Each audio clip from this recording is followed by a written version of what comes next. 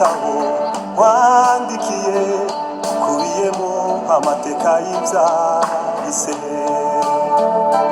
Haraho nanditse ngo wibuke iby'imisozi twazamukanye amaganya n'ibirusha. Harimo ijambo rizahaga twahutigezaga wahatumye isengesho rikahagera.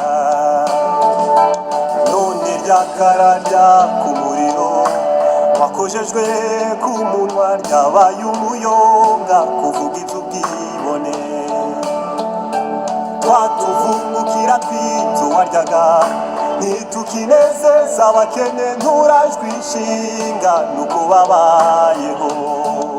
Intambwe yo gutatira iby'imihigo wahanye n'ijuru yatangiye ubwo wibagirwaga wasenyeye. Izuba rikanga umugisha ryarakumuriza uriyamamaza aho kwamamaza uwasubije isezerano. Twiratayo ubutunzi n'amazina y'ibyiza nta kintu byaba byamarira abagihanganye n'ubuzima.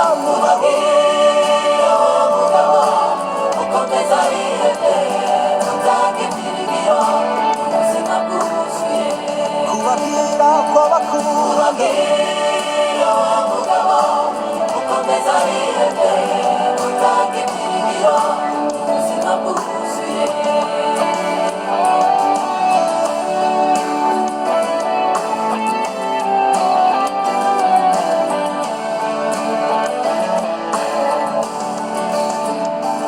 Umunyabwenge amenya ibyo akora, ibyo avuga bikamuhindura umwigishwa utandukanye n'abatambyi bahise.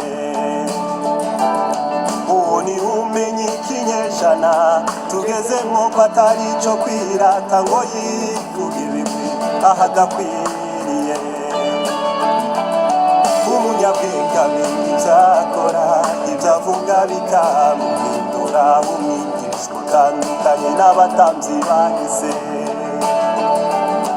Uwo ni umenya ikinyejana tugezemo ko atari icyo kwirata ngo yivuge ibigwi ahadakwiriye.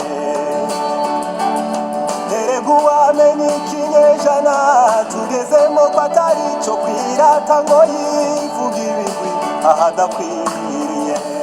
Intambwe y'uwaretse ijuru, intambwe yo gutatira iby'imihigo wahanye n'ijuru yatangiye ubwo wibagirwaga wasenyeye.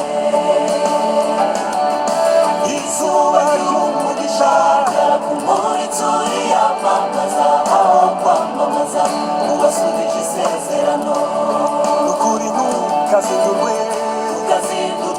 no kuvuga agaciro k'imyambaro wambara mu maso y'abambaye, maso y'abambaye ubushwambagara. kandi ntugaterwe iteka no kwerekana umubare w'amazu ku badafite aho basigura umusaya. gushimagiza bizaba inzozi, Gushimagiza bizaba indoto z'abagikunda. zirondwa n'abagikundira. Uzamenyesha abakubwira Uzamenyesha abakunze kwivugira ko bari ku isi n'abahamya b'ijuru. Kubw'ubumuntu ntukazindurwe no kuvuga agaciro k'imyambaro wambara mu maso y'abambaye, maso y'abambaye ubushwambagara. ndagukunda ntugaterwe iteka no kwerekana umubare ku badafite aho wirata ubutunzi n'amazina N'amazina y'ibyiza nta kintu byaba